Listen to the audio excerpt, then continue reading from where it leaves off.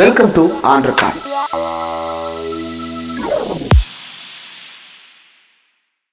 Welcome to on record. இன்றைக்கு நம்மோடு நேர்காணலுக்காக சிறப்பு விருந்தினராக ஐன்ஸ்டீன் கல்லூரியினுடைய செயலாளர், எழுத்தாளர் ஆலடி அருணா அவர்களுடைய கொள்கை வாரிசு திரு ஆலடி எழில்வாணன் அவர்கள் இணைந்திருக்கிறார். அவரோட பேசலாம். வணக்கம். தமிழ்நாட்டில் தொடர்ந்து தமிழ்நாடு முதலமைச்சர் கீழடி விவகாரம் குறித்து எழுதி கொண்டே இருக்கிறார்.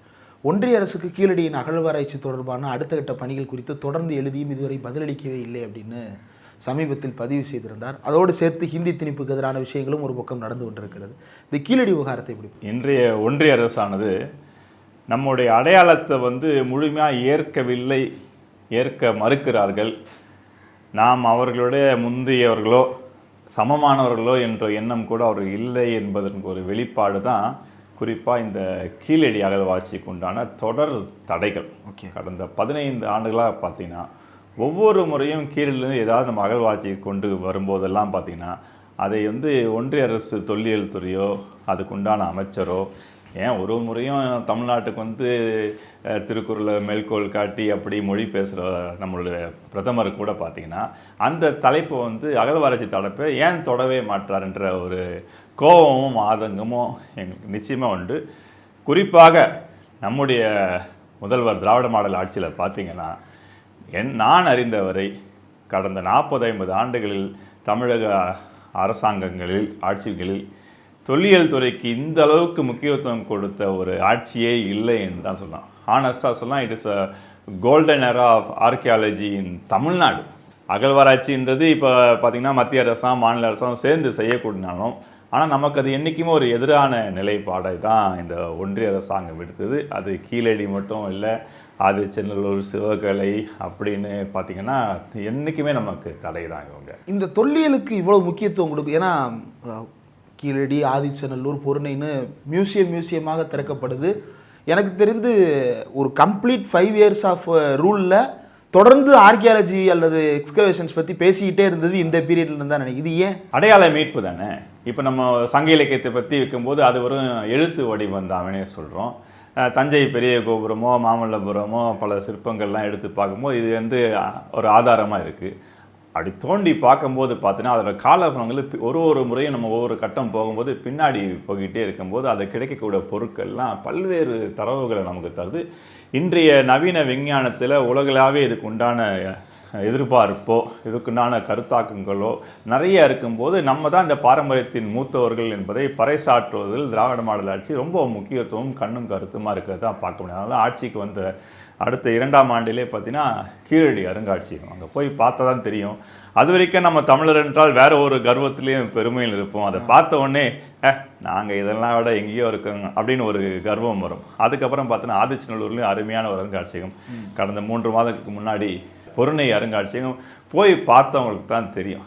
ஒரு 2.5 மணி நேரம் 3 மணி நேரம் அப்படியே நம்ம பார்த்துட்டு வரும்போது தமிழர் என்ற ஒரு கர்வம் வரும் பாருங்கள். அப்போ இதெல்லாம் தரவுகள் சம்மந்தப்பட்டது, வெறும் கற்பனை கற்பிதங்களோ இலக்கியங்கள் மட்டும் இல்லை. அதுக்கு உண்டான சான்றுகளை நம்முடைய திராவிட மாடல் ஆட்சியில் தலைவர் ரொம்ப கண்ணும் கருத்துமாக, அதுவும் குறிப்பாக உண்மையிலே சொன்னால் எனக்கு நம்முடைய நிதி அமைச்சராக இருக்க திரு தங்கம் தென்னரசு தான் இந்த தொல்லியல் துறையும் பார்க்குறாரு. அவருக்கு பிடித்தமான ஒரு துறையில் இந்த துறையை முன்பதுனால அதுக்கு கூடுதல் முனைப்புடன் கவனமாக செயல்பட்டு வரும்போது பார்க்கணும்ல ஒவ்வொரு முறையும் நான் சொன்னேன் இல்லையா, எந்த ஆட்சியில் இல்லாமல் தொல்லியல் துறை வழியாக நாம் எவ்வளோ மூத்தவர்கள், நம்முடைய பாரம்பரியம் எவ்வளோ சிறப்பானவை தொடர்ந்து முதல்வர் பறைசாற்றி கொண்டே வருகிறார். அதற்கு ஒரு சின்ன எடுத்துக்காட்டு பாட்டுக்குன்னா ஒரு கடந்த 6 மாதம் முன்னாடி ஒரு தலைவர் ஒரு பிரகடனமே செய்கிறார். நம்ம தான் இரும்பு கால முன்னோடியர்கள், 5300 ஆண்டுகளுக்கு முன்பே இரும்பை கையாண்டவர்கள், நம்ம ஒரு தகவலை பல தரவுகளோடு வெளியிடுறாரு. இதை ஒன்றிய அரசாங்கம் கவனிக்கவே இல்லை. எவ்வளோ இதே ஒரு வேலை ஒரு நாட்டில் இந்த மாதிரி ஒரு தகவல் இருந்ததுன்னா அந்த நாடே கொண்டாடி தீர்த்து நாங்கள் தாண்டா மூத்த கொடி, நாங்கள் தாண்டா முன்னோர்கள் அப்படியே மார்த்தட்டிக்கிட்டு வருவோம்.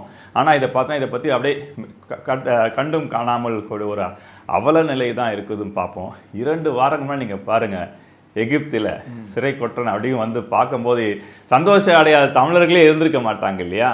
இதில் இது சம்மந்தமாக பாஜகவோ ஒன்றிய அரசோ ஒரு அறிக்கையோ ஒரு ட்வீட்டோ போட்ட நீங்கள் ஒரு செய்தியை பாருங்கள். ஏன் இல்லை? அப்போ நீங்கள் உதட்டளவில் தான் இங்கே வந்து நாங்கள் தமிழர்கள் அரசியலுக்காக தான் பேசணும். உண்மையிலே நாங்கள் எதிர்பார்க்குற சகோதரத்துவம் உங்ககிட்ட இல்லை என்பது தான் இது வந்து வெட்ட வெளிச்சமாக முதல்வர் வந்து செயல்பாடு வழியாகவே வெளிப்படுத்துகிறார். இவ்வளவு பெருமை தொன்மை இதெல்லாம் மீட்டு கொண்டிருக்கிற ஒரு நேரத்தில் புதிய விஷயங்கள் நடக்கும்போது அதில் வந்து நம்ம நிறைய தடைகளை ஃபேஸ் பண்ணுறோம். இப்போது திருச்சியில் ஒரு ரயில்வே கோட்ட அலுவலகம் உருவாக்குறாங்க. கர்த்தவிய துவார் அதை வந்து சமஸ்கிருதமோ ஹிந்தியோ அவங்க மொழியில் அதை எழுதிட்டாங்க. அதை தமிழ் எழுதும்போது காயிர் தாவிய தூவாயிர் அப்படின்னு தூ கூட போடல, இத்து வாயிர் அப்படின்னு வராது, வார்த்தையே வராது. ஆமா, இத்துல தொடங்கி ஒரு வார்த்தை நம்ம கேள்விப்பட்டதில்ல. இவங்க புதுசா வழங்குறாங்க தமிழுக்கு. இதை வந்து தமிழ்நாடு முதலமைச்சர் கடுமையாக எதிர்க்கிறார். மைபூசி அளிப்பதற்கு திமுகவினர் கிளம்பி போய் மை பூசப்பட்டிருக்கு. அதுக்கப்புறம் ஒன்றிய அரசு அதை நீக்கி இருக்கு. இதை எப்படி பாக்குறீங்க? ரொம்ப கவனமா இந்த ஒன்றிய அரசாங்கம் பார்த்தீங்கன்னா சில துறைகளை ரொம்ப கவனமா இருந்து மொழிகளை திணிப்பதை நம்ம தொடர்ந்து பார்க்க முடியும். அதில் முக்கியமானது வந்து ரயில்வே துறை, வங்கித்துறை மற்றும் பொதுத்துறை நிறுவனங்கள்லாம் பார்த்தீங்கன்னா நீங்கள் போங்க பொதுத்துறை உள்ள பொண்ணே இன்று ஒரு வார்த்தை இன்று ஒரு சொல் அப்படின்னு சொல்லி ஒரு திணிப்பு இருக்கும். ரயில்வே துறையில் போய் பாருங்கள், எல்லா இடத்துல இருக்கு. இன்றைக்கி கூட நான் காலைல வந்து ரயில் நிலையம் இறங்கி ஏறி கதவை திறக்கிறேன். மேலே ஹிந்தி, இரண்டாவது ஆங்கிலம், மூன்றாவது பிரெயிலில் கூட இருக்குங்க. பிரெயிலில் கூட இருக்கா? பிரெயிலில் இருக்க வேணான்னு சொல்கிற ஒரு பார்வை எழுந்த மாற்றுத்திறனாளிக்கு அது தேவை தான். நான் தமிழில் தேடுறேன் இல்லையே. இது போன்று கவனமாக, ஏன்னா மக்கள் அப்படியே கண் பார்வையில் படும்போது தமிழே இல்லாத ஒரு சூழலை கொண்டு வந்து தொடர்ந்து செய்யலாம். 2 மாதங்களுக்கு முன்னாடி கூட அந்த ரயில்வே நிலையங்கள் பேர் பழகி பார்த்தா மத்தியில் வந்து ஆங்கிலத்திலேயோ தமிழில் தான் இருக்கு. வேணுன்ட்டு பெரிய எழுத்துக்களை இந்தியில் போட்டு மேலே இங்கேயும் மும்மொழியை மாற்றக்கூடிய ஒரு அதாவது ஒரு சல்லித்தனம் கூட சொல்லலாம், சாதுரியம்னு சொல்லலாம். நம்ம மொழியில் கேட்டால் சங்கீத்தனன் கூட இதை நான் பகிரங்கமாகவே சொல்லக்கூடிய ஒரு சூழல் தான். அதனோட வெளிப்பாடு தான் ஒரு கோட்ட மேலாளர் அலுவலகம் திருச்சியில் ஒரு கட்டுறாங்க. என்றைக்குமே பார்த்தீங்கன்னா அப்படி எழுதும்போது அது வந்து உங்களுக்கே தெரியும், ஆங்கிலத்தில் டிரான்ஸ்லேஷன், டிரான்ஸ்லிட்ரேஷன் நம்ம சொல்லுவோம், மொழிபெயர்ப்பு. இது வந்து ஒலிபெயர்ப்பு. ஒலிபெயர்ப்புன்னா அந்த ஒலியை நான் கேட்டு என்னங்க பண்ணப்போ எனக்கு அர்த்தமே புரியாது. துவார்கா துவார் எனக்கு ஒன்றும் புரியல, என்ன சொல்ல வரான், தோரம் பருப்புன்னு சொல்கிறானா இல்லை துவாருன்னு சொல்கிறான். நாங்களே டக்குன்னு யோசிப்போம், ஓ துவாரம் துவார் அப்போ ஓட்டை போல இருக்குது. இது ஓட்டையான ஆட்சி தான், இது வகையான ஓட்டையாக நமக்கு திணிக்கிறாங்க. ஆனால் உண்மையிலே நம்முடைய முதல்வர் ஒரு எதிர்ப்பை தெரிவித்தார். அடுத்த சில மணி நேரங்களே பார்த்தீங்கன்னா நம்முடைய திராவிட முன்னேற்ற கழக தோழர்கள் களத்தில் இறங்கி தார் பூசி அழைச்சி தமிழிசை சவுந்தரராஜன் அக்காவே கூட இதை எதிர்த்து ஒரு ட்வீட் போட்டு இதை மாற்றணும், இது ஆட்சியாளர்கள் தப்பு இல்லை அதிகாரிகள் மட்டத்தில் தப்புன்னு சொல்லி ஒரு ட்வீட்டை போட்டு சொல்கிற அளவுக்கு ஒரு நிலைமை இருக்குன்னா அதுதான் ஒரு மொழிப்பற்று வந்து திராவிட முன்னேற்ற கழகம் எந்த அளவுக்கு உயர்த்தி பிடிக்கிறது. ஏதாவது வகையில் ஊடுருவல் நம்ம ஓரளவுக்கு அடியே பொறுத்து போகிறோம் சில இடத்துல, ஆனால் தொடர்ந்து செய்யும் போது நம்ம கண்ணும் கருத்துமா இருக்க எதிர்ப்பை வந்து ரொம்ப ஆழமாக பதிவு செய்யுது. எகிப்து பிரமிடில் தமிழை பார்க்க முடியுது, தமிழ்நாட்டு கல்வெட்டில் தமிழ் இல்லாத ஒரு நிலையை உருவாக்குறாங்க. இதை பற்றியும் கேட்டாலும் நீங்கள் ஆலடி அருணா அவர்களுடைய வாரிசு அப்படின்றது வந்து வெறுமன பெயரளவில் இல்லாமல் நீங்களும் இந்தி திணிப்புக்கு எதிராக தொடர்ந்து பேசியிருக்கீங்க, மாணவர்களுக்கு கல்வி ரீதியான பணிகள் இருக்கீங்க, மாநில உரிமை குறித்து பேசியிருக்கீங்க. அப்பாவுடைய அந்த பணிகள் குறிப்பாக இந்தி திணிப்புக்கு எதிராகவும் இப்போது மாநில உரிமைகள் அப்படின்னு இன்றைக்கி நம்ம மீட்டுருவாக்கம் பண்ணுற ஒரு விஷயம், அதை வந்து 74 முதல்ல அசம்பிளியில் பேசும்போது அப்பாவுடைய ஸ்பீச் ரொம்ப முக்கியமானது. அந்த புக்கை வந்து நாங்கள் வெளியிடும்போது நான் அதில் தொகுப்பு பணியில் இருந்தேன். எனக்கு 74 ஆமாம் 74 அதில் வந்து ஒரு பாயிண்ட் எனக்கு ரொம்ப ஆச்சரியமாக இருந்துச்சு. அதில் அப்பா பேசிகிட்டே இருக்கும்போது இந்த இப்படி ஒரு சட்டம் இருக்கும் என்றால் இதை கடலில் தூக்கி வீச வேண்டும் அப்படின்னு சொல்லியிருந்தாரு. அப்போ வந்து எப்படி ஆல்ரெடி அருணா இப்படி பேசலாம்னு, டேய் அம்பேத்கரே எரிச்சிருவேன்னு சொல்லியிருக்கிறாரா, சும்மா இருக்கடா அப்படின்னு சொல்லிட்டு ஒரு இது வந்திருக்கும். இதெல்லாம் நீங்கள் எப்படி ஹேண்டில் பண்ணுறீங்க? ரொம்ப ஆழமான ஒரு புரிதல் தாங்க இது. ஏன்னா தந்தையாரின் திராவிட இயக்கங்கள் அடிப்படை கொள்கைகள் முக்கியமானது மொழி உரிமையும் மாநில உரிமையும். ஒவ்வொரு பேர் ஒரு இதில் பிரதிநிதித்துவம் பெற்று முக்கியத்துவம். அண்ணா காலத்துக்கு கொண்டு கலைஞர் காலத்துக்கு கொண்டு மாநில உரிமையை மொழி உரிமைன்னா ஆளுநர் ஆகிட்ட ஒரு கருத்தை கேளுங்க, அவரை பேச சொல்லுங்கன்றது ஒரு வழக்கமாகவே கொண்ட இயக்கம் தான் திராவிட முன்னேற்ற கழகம். அது ஒரு டிஎம்கேன்றதே ஒரு யூனிவர்சிட்டி மாதிரி ஒவ்வொருத்தருக்கும் ஒரு தலைப்புனா இவர் தான் பேசணும் அப்படின்னு சொல்லக்கூடிய ஒரு பொற்காலங்கள் தான் அது. குறிப்பாக மொழி வரும்போது 1955 தந்தையார் ஆளுநராகவே மொழி போராட்டத்தில் நேரடியாக பங்கெடுத்து ஓராண்டு சிறையில் இருந்து வெளிவந்த உடனே அந்த முழு வரலாறு வந்து ஆவணப்படுத்தியிருப்பாங்க. இன்னைக்கு கூட இந்திய ஏகாதிபத்தியம் என்ற நூல் தான் மொழி போராட்டத்தை பற்றி ஒரு முழுமையான ஆவணம். அதுக்கப்புறம் நிறைய பேர் எழுதியிருந்தாலும் அந்த காலத்தில் அண்ணாவின் அணிந்துரையும் கலைஞரின் வாழ்த்துரையும் பெற்ற ஒரு மாபெரும் நூல். நீங்கள் திருச்சின்னு சொன்னோன்னு தான் ஞாபகம் இருக்குது. நீங்கள் வந்து கீழப்பழுவூர் சின்னசாமின்னு எல்லாமே சொல்லும்போது தான் அவர் வந்து திருச்சி அரியலூர் பகுதியை சேர்ந்தவர் தான். இதே திருச்சியில் மொழிக்காக தன்னையே தீயிட்டு கொளுத்தி தியாகம் செஞ்சவர். அந்த வரலாற்றை வந்து அழுமையாக எழுதியிருப்பார் அந்த நூலில். எப்படி தெரிஞ்சுன்னா, அதுக்கு ஒரு சில வாரங்களோ சில மாதங்களுக்கு முன்னால் வியட்நாமில் ஒரு பிரச்சனை வரும்போது புத்த பிக்குகள் வந்து தீக்குளிச்சு இறையாறு செய்தி வருது. அப்போ இந்த எதிர்ப்பு வந்து மாபெரும் எதிர்ப்பாக இருக்குது, அனைவரும் கவனத்தையும் பெறுது. இதுதான் போராட்டத்தின் உச்சம். தன்னைத்தானே மாய்த்து கொள்வது என்பது தற்கொலை செய்யலாம், ஆனால் தீயிட்டு கொளுத்ததுக்கு பிறகு ரொம்ப பயங்கரமான. ஆனால் இவர் அந்த சின்னசாமி சில நாட்கள் திட்டமிட்டு இதற்காக ஊருக்கு வந்து ஒரு பாஸ்போர்ட் சைஸ் ஃபோட்டோ எடுத்து அந்த ரசீது எடுத்து அதில் கடிதங்கள்லாம் எழுதி தன் நண்பருக்கு அழைத்து விட்டு காலில் போய் அந்த அதுக்கப்புறம் ரயில்வே ஸ்டேஷன் முன்னாடி நினைக்கிறேன் சாதாரணமாக நம்ம ட்ரெஸ்ஸை போட்டு கொளுத்திக்கிட்டா சீக்கிரம் எழுதி என்னை யாரோ காப்பாற்றிடுவான்ட்டு 2-3 துணிகளை மேலே போட்டுக்கிட்டு கொளுத்தி தன்னை தியாகம் செய்த ஒரு தீரர்களின் வரலாறு நேர்ந்த ஒரு மாநிலம்தான் தமிழ்நாடு. அது திராவிட முன்னேற்ற கழகத்தின் பங்களிப்பு மிக மிக முக்கியம். அது போன்ற அந்த தியாகம் வந்து என்னாச்சுன்னா, அந்த போராட்டம் வந்து பல கட்டத்தில் பரவலாக போகும்போது ஒரு தியாகி, உண்மையான தியாகி யார், அதை வந்து அந்த நூலில் வந்து ரொம்ப அழகாக பதிவு செய்து பார்க்க வந்து இன்றைக்கி கூட அந்த வாசிக்கும் போது நமக்கு அறியாமல் ஒரு உணர்வு, ஒரு நெகிழ்ச்சி வருது பாருங்கள். அது தமிழர்களே உண்டான குணம். இயல்பிலே தமிழர்கள் மொழிப்பற்று மிக்கவர்கள் தான், மிக மிக மிகுதியானவர்கள். மற்ற மாநிலத்துக்கு நமக்கு என்ன வித்தியாசம் நான் கேட்டிங்கன்னா, பல வித்தியாசம் நம்ம சொல்லலாம். பொருளாதார வளர்ச்சி சொல்லலாம், கல்வி வளர்ச்சி சொல்லலாம், சுகாதாரம் சொல்லலாம். ஆனால் நான் உண்மையிலேயே பார்க்குறது மொழிப்பற்று பொறுத்த வரைக்கும் தமிழ்நாடு அடிச்சுக்க ஆளை நம்ம தான் அதுக்கு திசை காட்டியே. அப்படிப்பட்ட ஒரு இயக்கத்தின் வழி வந்தபோது இந்த மாதிரி ஆளடியான கருத்துக்கள் உள்வாங்கும் போது இது தொடர்ந்து நம்ம ஒழித்து கொண்டே இருக்க வேண்டும். நீங்கள் இதை பற்றி அவர்கிட்ட பேசியிருக்கீங்களா? ஏன்னா ஒரு நீண்ட வரலாறு கொண்டவர், திமுக தொடக்கத்திலிருந்து வந்தவர். இப்போ அதெல்லாம் அவர்கிட்ட பேசுகிறீங்களா? அவர் அதை பற்றி என்ன சொல்லுவார் உங்கள்கிட்ட? ஆழமாக இல்லைனாலும் நிறைய விஷயங்கள் உரையாடும் போது மேலோட்டமாக பேசுவோம். அப்போ இது வந்து ஒரு திமுகவின் பல ஆயுதங்கள் திமுக கிட்ட இருக்கு இல்லையா? சமூக நீதினு ஒரு ஆயுதம் இருக்குது, பெண் உரிமை ஆயுதம் இருக்குது, மொழி உரிமை என்பது திமுகவின் மாபெரும் ஆயுதங்கள் ஒன்று. அது கேடயமாக யூஸ் பண்ணலாம், பாதுகாப்பாக யூஸ் பண்ணலாம். ஆனால் சரியான முறையில் நம்முடைய தலைவராகட்டும், கலைஞராகட்டும், தலைவர் மு.க. ஸ்டாலின் ஆகட்டும் சரியாக முறை அந்த ஆயுதத்தை பிறகு எப்போல்லாம் எங்களுக்கு எதிர்ப்பு வருதோ, எப்போல்லாம் இது திணிப்பு நாங்கள் உணர்றோமோ அதை உடனே உயர்த்தி பிடிப்பது திமுகவின் அதுதான் இந்த 2ஆம் கட்ட தலைவர் 3 இனி சாதாரண திமுக ஒன்றிய செயலர், நகர செயலர் கேட்டாச்சு மொழி போராட்டம்னு பாருங்க, உடனே வந்து நிற்பாங்க. வேற ஏதாவது போராட்டம் பாங்க, இப்படி வரணுமா அப்படி வரணுமா, நீ சரியா நான் ஒரு சின்ன தயக்கமோ சுணக்கம் இருக்கு. ஆனால் மொழி போராட்டம்னு பாருங்க, திமுகவில் உடனே காற்று தீ போல பற்றிக்கிட்டு வந்து நின்று களத்தில் நிற்கக்கூடிய தீரர்கள் நிறைந்த இயக்கம்னா அதெல்லாம் இதுதான் கொள்கையால் ஊட்டப்பட்டவர்கள். அதுபோல தான் மாநில உரிமையும் மொழி உரிமையும் மாநில உரிமையும் பின்னி பிணையக்கூடிய ஒரு இதை நம்ம உண்மையாகவே பார்ப்போம். ஆனால் எல்லா வகையிலும் நம்ம வந்து வஞ்சிக்கப்படுகிற ஒரு சூழல் தான் நம்ம இருக்கோம். We are always been in the receiving end from the central government. அதனால தான் தந்தையார் நிறையா நூல் இருக்கிறது. தந்தையார் எழுதி 8 நூலில் 4 நூல்கள் வந்து மாநில உரிமை சம்மந்தப்பட்டது.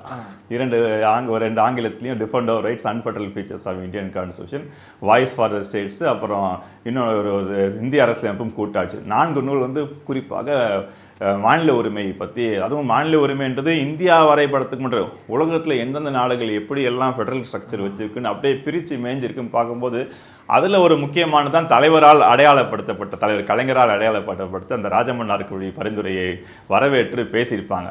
தமிழக சட்டசபையில் ஒரு முதல்வருக்கு அப்பாற்பட்டு ஒரு சட்டமன்ற உறுப்பினர், அன்றைக்கி ஒரு அமைச்சர் கூட ஒரு சட்டமன்ற உறுப்பினராக ஒரு மாபெரும் உரை பேச்சு இருக்குன்னா அந்த 1974 ஏப்ரல் 16 மாநில சட்டமன்றத்தில் உரையாற்ற மாநில உரிமை ராஜமன்னார் குழு கமிட்டியின் வரவேற்பை பேசிய ஒரு பேச்சு தான். அதை இன்னைக்கு வாசிக்கும் போதே நம்ம அதை கேட்கறது போல ஒரு சூழல் இருக்கிறத பார்க்க. இது போன்ற உணர்வுகள்லாம் நம்ம ஊட்டியதுனால்தான் இந்த கொள்கைக்கு கலகம் வரும்போதெல்லாம் நம்மளையும் அறியாமல் உள்ளுணர்வுலே நம்ம இதை எதிர்த்து பேசணும் அப்படின்னு தான் நான் தோணுறேன். எனக்கு இன்னொரு ஆச்சரியமாக இருக்கிற விஷயம் என்னென்னா, அப்பாவுடைய அந்த எழுத்துக்கள்லாம் பார்க்கும்போதும் சரி, மற்ற அன்றைய திமுக தலைவர்கள் இன்னைக்கு ChatGPTல போய் compare and analyse the federal features of Indian constitution with the other written constitutions of the world நேஷன்ஸ்ன்னு போட்டோம் அப்படின்னா அதுவே புக்கே எழுதி கொடுத்துரும், எல்லாத்தையும் மொத்தமாக கொடுத்துரும். ஆனால் லைப்ரரி அந்தளவுக்கு இல்லாத ஒரு காலகட்டத்தில் புத்தக வாசிப்பு அப்படின்றது வந்து வெறுமனே ஒரு சிலரிடம் மட்டுமே இருந்த ஒரு காலகட்டத்தில் இவ்வளவு அறிவை திரட்டி இதை எழுதியிருக்கிறாங்க. இன்றைக்கி அந்த புத்தகங்கள்லாம் பதிப்பில் இருக்கா, எங்கே இருக்குது, யார்கிட்ட வாங்குறது? உண்மையில்லைங்க, உண்மையில் நான் கூட ஒரு 4 நூல் எழுதி அடுத்த வாரம் கூட தந்தையாரோட வாழ்க்கை வரலாற்றை வெளியிடும் ஒரு சூழலோடு தான் அவங்களை சந்திக்கிறேன்னு பாருங்களேன். இந்த காலத்தில் வந்து எழுதுவது வந்து ஒரு இயல்பாக செய்யக்கூடியது தான். அன்னைக்கு தான் அது வந்து ஒரு ஆராய்ச்சி மாதிரி. ஒரு பிஹெச்டி ஸ்காலர், உண்மையான பிஹெச்டி ஸ்காலர் ஒரு 2 ஆண்டுகளோ 3 ஆண்டுகள் எப்படி ஒரு தலைப்பை வந்து முழுமையாக ஆய்ந்து எழுதுறாங்க, அப்படி தான் அன்றைக்கெலாம் ஒரு நூலை எழுதுகிறாங்க. தந்தையாரெலாம் வாசிக்காத நாளே இல்லை. அதான் நான் பார்த்த வரைக்கும் அவர்கிட்ட நான் வியந்து வந்து எவ்வளவு வேலை பளு சிரமம் இருந்தாலும் வாசிக்காத நாளே இல்லை.